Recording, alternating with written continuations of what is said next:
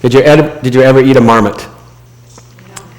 They're buck-toothed little critters that pop out of the landscape in Mongolia or in Alaska.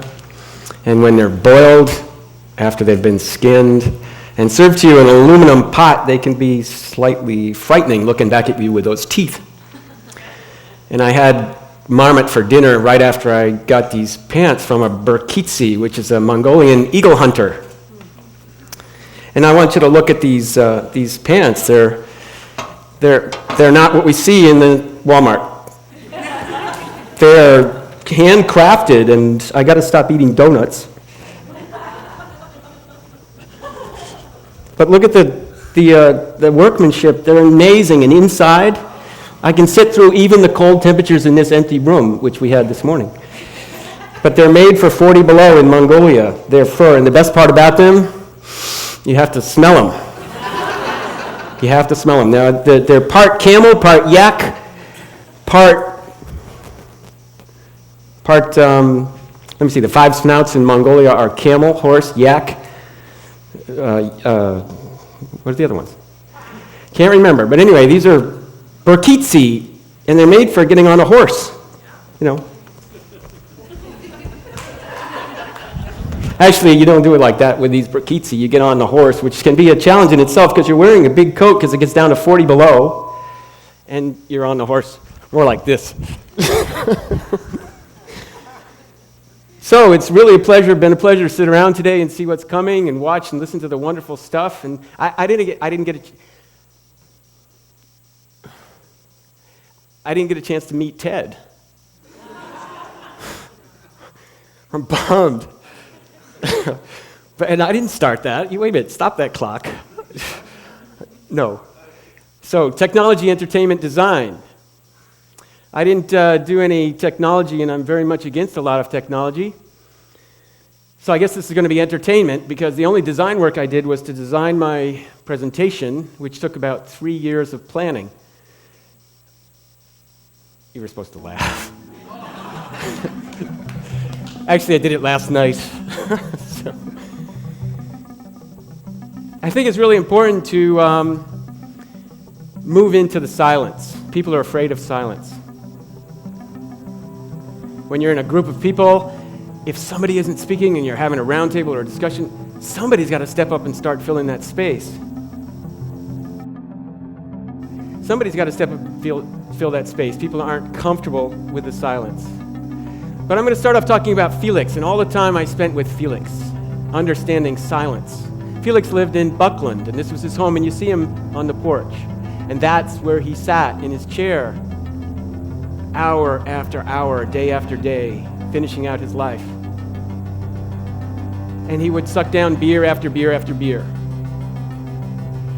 And I'm commenting here on, this is our society, and Felix was sort of left behind.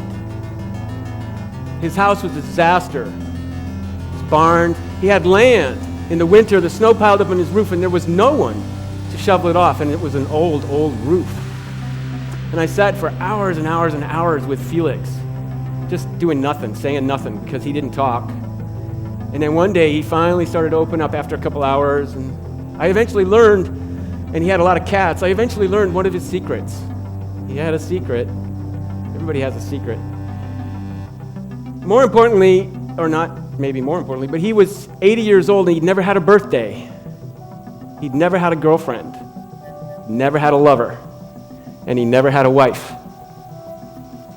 And maybe you can cajole me into talking about that secret later, but my work has taken me around the world to the forests of Chengdu, where the giant pandas are now being bred for survival because their habitat is basically gone.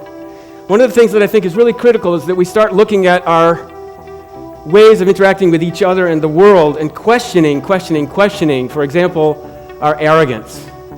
So I wandered up to the pen, and this thing stuck his claws out and swiped down the front of my chest, ripped open my coat, and he wanted the little dingling thing on the bottom. It left some red marks down my chest, and it could have been the end of my life, and that is something you will never see in your lifetime. Two pandas mating. Not only does it not happen in the wild anymore because there's very few in the wild, but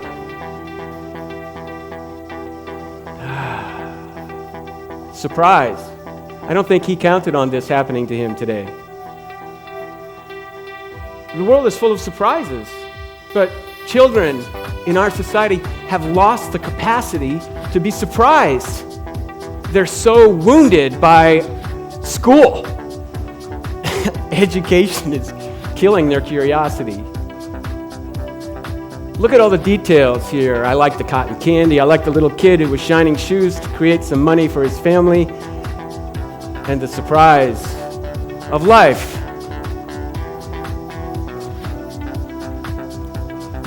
How conscious are we? When I saw that guy, I was terrified. Quite literally. I was afraid to go up and speak to him. I stood back. I didn't even want to take a picture of him. It felt so offensive to me, offensive to him. And eventually, I got to know him, talk to him, and learn his name, and find out what happened to him.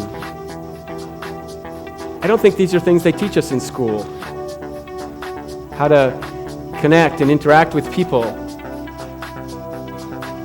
We have a lot of propaganda, a lot of information, too much information. Where's our spirituality? We have religion, we have church, but who really listens? How do you find a way? It's been brutal for me. Brutal. 52 years old, and finding my way through this society has been quite literally brutal.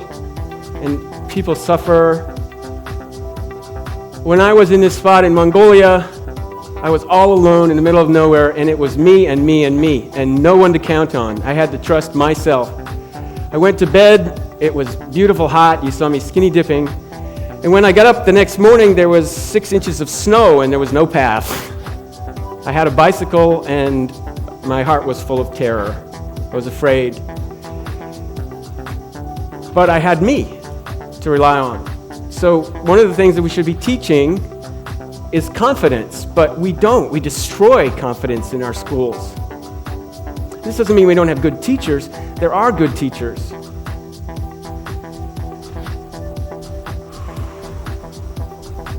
This woman, Pure, lives with her brother, and one of the things she said to me after I spent a few nights with them was, should I leave?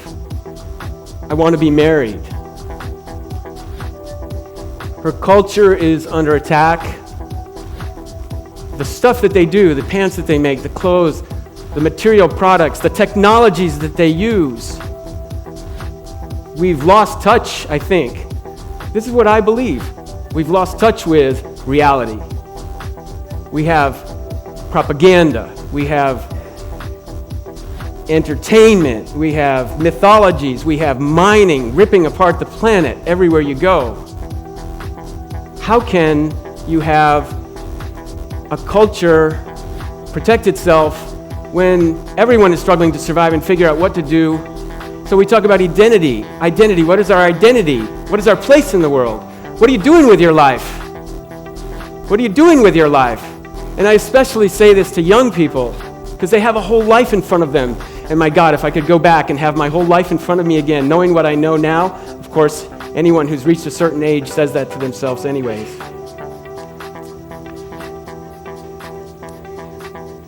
The eagle is the most important spiritual being for the Burkitsi, the eagle hunters. But their culture is under attack. This poor wolf, oh my God. That was this tourist spectacle. They tied the wolf up and then set him free, and the eagles had to come down, and every single eagle had a shot at that poor wolf's back with their claws. And we're talking serious claws. Phew. Everybody thought I was going to talk about genocide. I don't have the space to talk about genocide all the time, I'm sorry. If we were going to talk about it, maybe we would talk about the Lakota people in South Dakota and what they're struggling with. Did you know that children are still taken from Lakota reservations and given to white families off of the reservation? Do you know that 32% of all births in hospitals end up in cesareans in America? 32% end up in cesareans. 1% of home births end up in cesareans. So what am I talking about? The prophets, business, profits.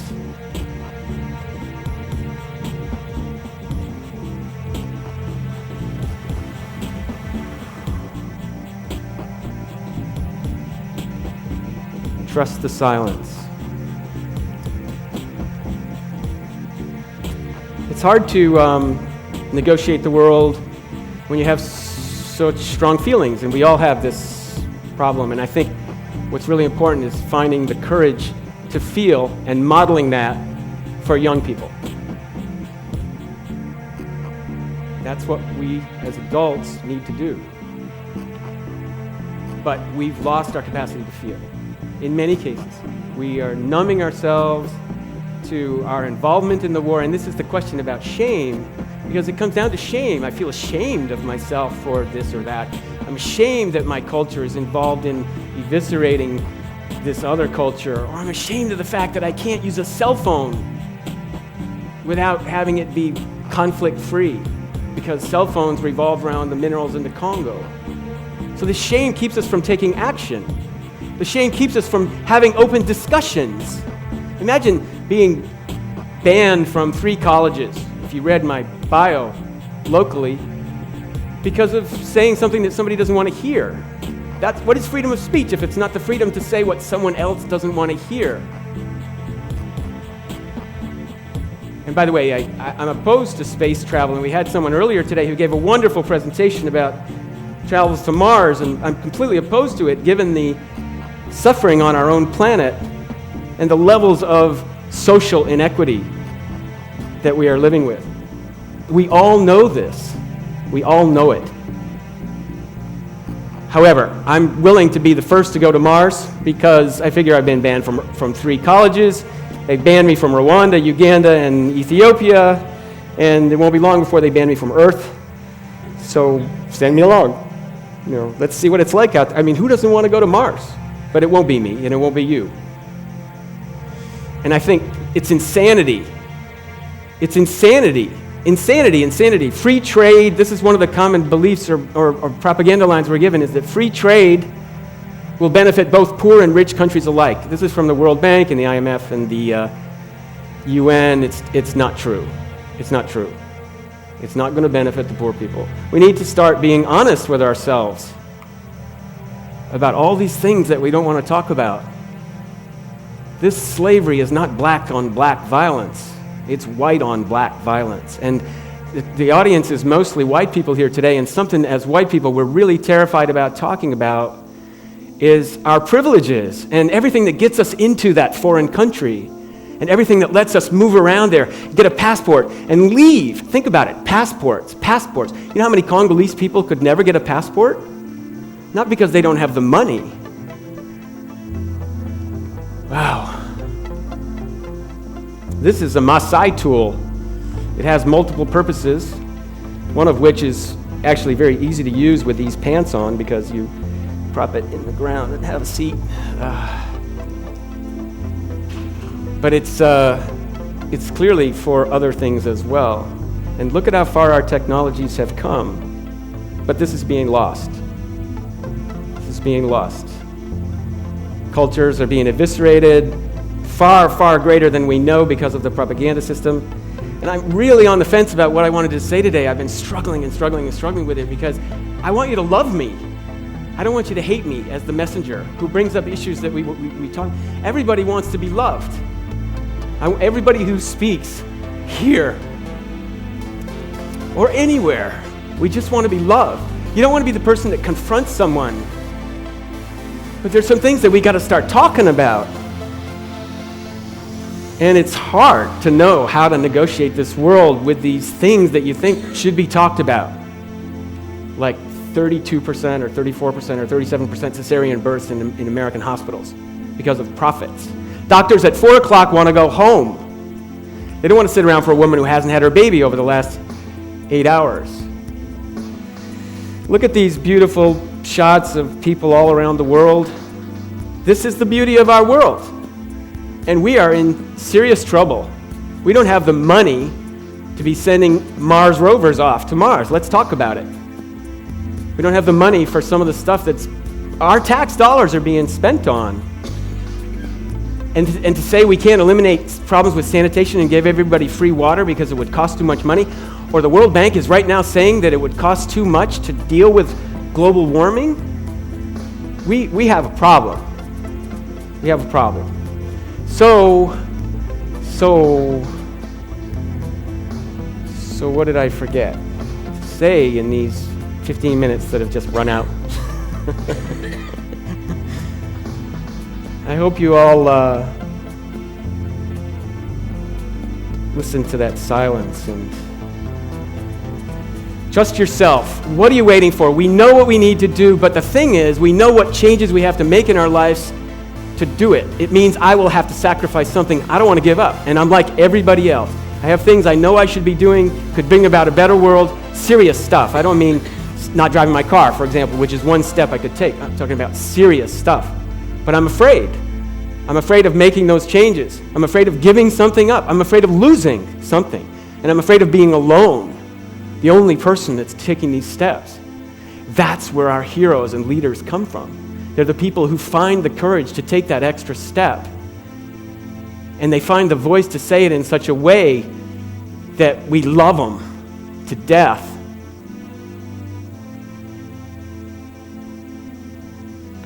I really thank you for the few minutes that you gave me. Thank the people for organizing this thing. And before we go, I hope we get a chance to meet Ted. And I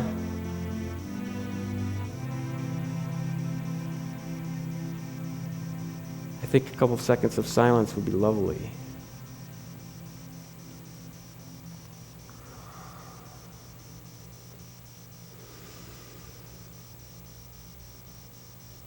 Thank you.